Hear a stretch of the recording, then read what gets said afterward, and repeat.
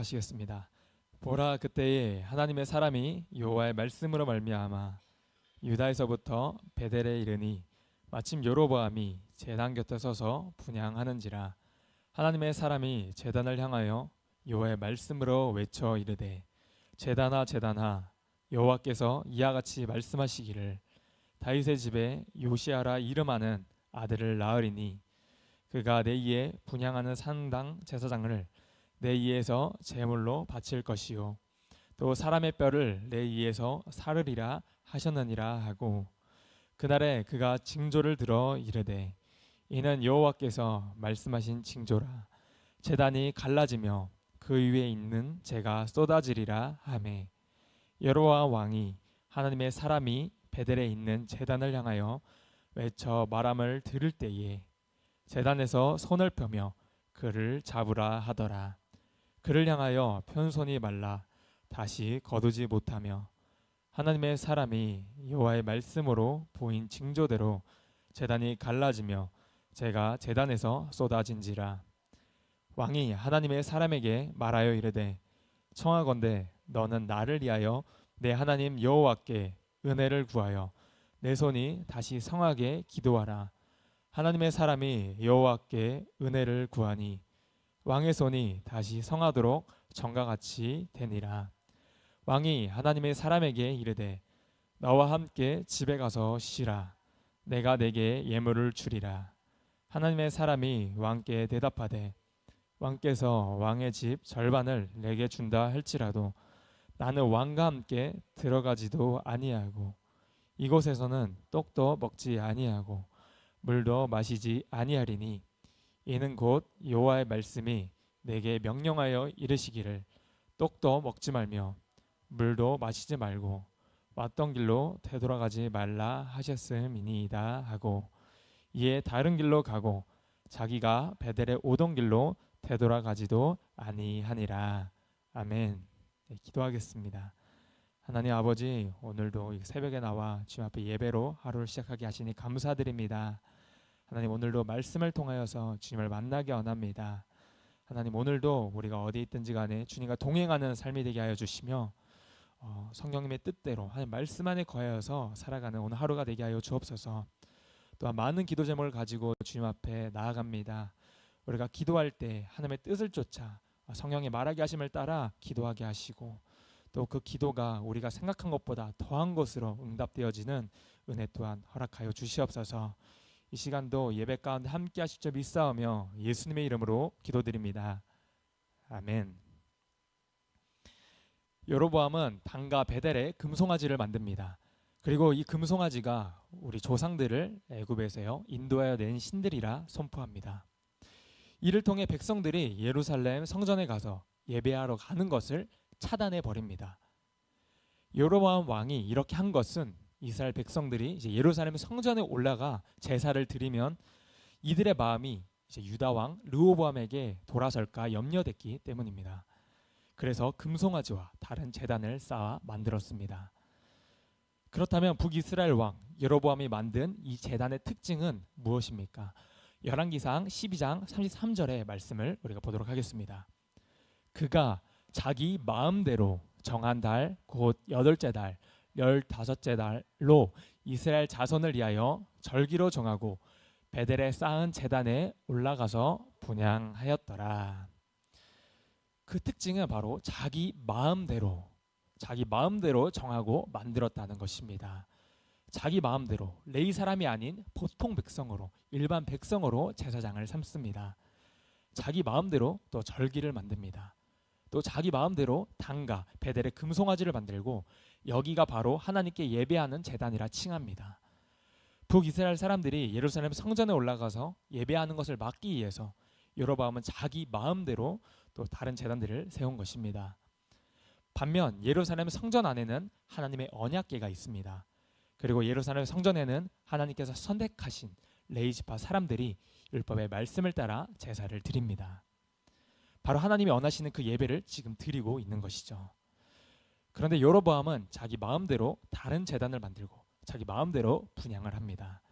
그렇게 한 이유는 바로 내가 왕이기 때문에 내 마음대로 할 수 있다 생각한 것입니다.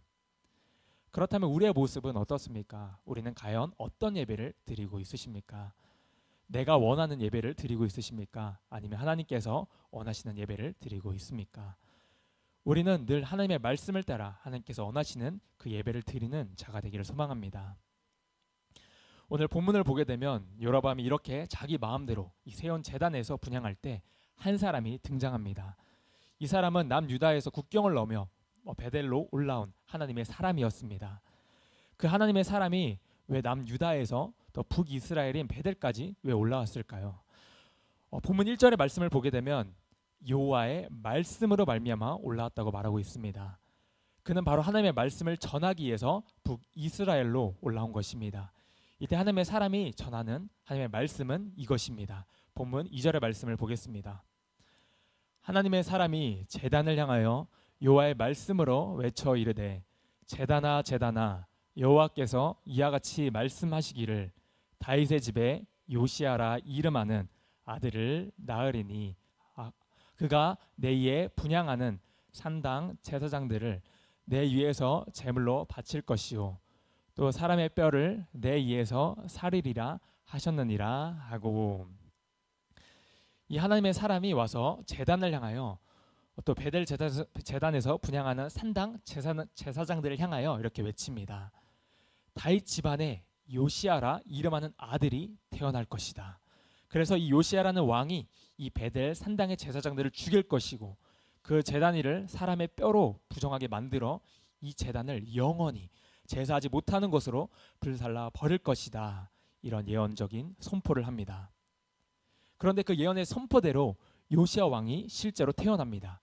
이 예언은 여로보암 당시에 선포되었지만 시간이 흐르고 흘러 무려 약 300년이 지난 후에야 요시아 왕이 태어납니다. 어떻게 300년 후에 일어난 일이 그것도 왕의 정확한 이름까지 언급하면서 예언할 수 있었을까요? 그것은 하나님께서 바로 전지전능하시기 때문에 그렇습니다. 하나님은 사람의 장래를 다 아실 뿐만 아니라 모든 사건과 역사의 주관자이시기 때문에 그렇습니다.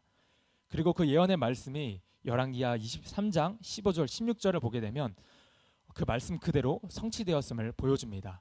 열왕기하 23장 15절에서 16절 말씀입니다. 또한 이스라엘에게 범죄하게 한 느밧의 아들 여로보암이 베델에 세운 제단과 산당을 왕이 헐고 또 그 산당을 불사르고 빻아서 가루를 만들며 또 아세라 목상을 불살랐더라. 요시아가 몸을 돌이켜 산에 있는 무덤들을 보고 보내어 그 무덤에서 해골을 가져다가 제단 위에서 불살라 그 제단을 더럽게 하니라. 이 일을 하나님의 사람이 전하였더니 그 전한 여호와의 말씀대로 되었더라. 아멘. 이처럼 하나님 말씀하신 바는 반드시 이루어집니다. 때로 하나님의 말씀이 이루어지는 것이 더딘 것 같고 이루어지지 않는 것처럼 느껴질지라도 하나님이 말씀하신 것은 반드시 이루어집니다. 다만 하나님이 정하신 기한, 때라는 것이 있을 뿐입니다. 그래서 더딜지라도 기다리라, 지체되지 않고 반드시 응하리라 말씀하십니다. 그렇다면 인간의 입장에서는 어떻게 이것을 받아들이고 믿을 수 있을까요? 하나님의 사람이 예언한 이 말씀이 하나님의 말씀인 것을 어떻게 확인할 수 있을까요? 그래서 하나님께서는 두 가지 징조를 통해 확증해 주십니다. 먼저 첫 번째 징조는 다음과 같습니다. 본문 3절을 읽겠습니다. 그날에 그가 징조를 들어 이르되 이는 여호와께서 말씀하신 징조라. 제단이 갈라지며 그 위에 있는 재가 쏟아지리라. 아멘. 바로 제단이 갈라지고 그 위에 있는 재가 쏟아지리라 말씀하십니다. 그리고 실제로 본문 5절을 보게 되면 하나님의 사람이 말한 그대로 진짜 제단이 갈라지고 재가 쏟아져 버립니다. 그리고 두 번째 징조는 하나님의 사람이 말씀을 이렇게 전할 때에 여로보암 왕이 손을 펴며 저놈 잡아라 이렇게 외칩니다. 근데 그 즉시 그의 손이 어떻게 됩니까? 편손이 그대로 말라 굳어져 버립니다. 손을 다시 끌어당길 수가 없이 그대로 마비가 되어버립니다. 이에 깜짝 놀란 여로보암은 하나님의 사람에게 이렇게 부탁합니다. 본문 6절입니다. 왕이 하나님의 사람에게 말하여 이르되 청하건대 너는 나를 위하여 내 하나님 여호와께 은혜를 구하여 내 손이 다시 성하게 기도하라. 하나님의 사람이 여호와께 은혜를 구하니 왕의 손이 다시 성하여 전과 같이 되니라. 아멘. 하나님의 사람이 여로보암을 위해 하나님께 기도하며 은혜를 구하자 여로보암 왕의 그 굳었던 손은 다시 정상으로 돌아오게 됩니다. 이를 통해서 지금 전해진 이 말씀들이 하나님의 말씀인 것을 확증해 주고 있습니다. 오늘 여로보암의 모습을 통해 우리가 얻을 수 있는 교훈은 무엇일까요? 내가 원하는 대로 예배드리고자 하는 사람은 여로보암의 팔처럼 굳은 마음을 갖게 된다는 것입니다. 그런 자들은 마음이 처음부터 굳어져 있습니다. 우리도 마찬가지로 내가 원하는 우리의 마음대로 드리는 예배는 헛된 것입니다. 마치 재가 쏟아지고 제단이 갈라지는 것처럼 헛된 것이 되는 것입니다. 그런 예배는 하나님이 인정하지 않는다고 말씀하십니다. 그러니까 은혜를 받지 못하게 되는 것이죠. 내가 원하는 대로 내 방식대로 예배하기를 원하는데 그대로 예배를 드리지 못하게 되면 마음이 굳어져 버리는 것입니다. 우리는 내가 원하는 예배가 아니라 하나님이 세우신 그 예배를 참된 예배자의 자세로 임하는 저와 여러분이 되기를 바랍니다. 우리는 항상 은혜를 구하는 마음을 가지고 주님을 사모하는 마음으로 예배에 임했으면 좋겠습니다. 하나님, 저는 하나님께서 인도하시는 대로, 하나님께서 이끄시는 대로, 또 성령님께서 인도하시는 대로 예배하는 자가 되기를 원합니다.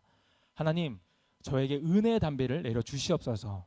하나님께 영과 진리로 예배하는 자가 되게 하시고 또 하나님이 원하시고 하나님이 기뻐하시는 예배자로 살아가게 하여 주시옵소서.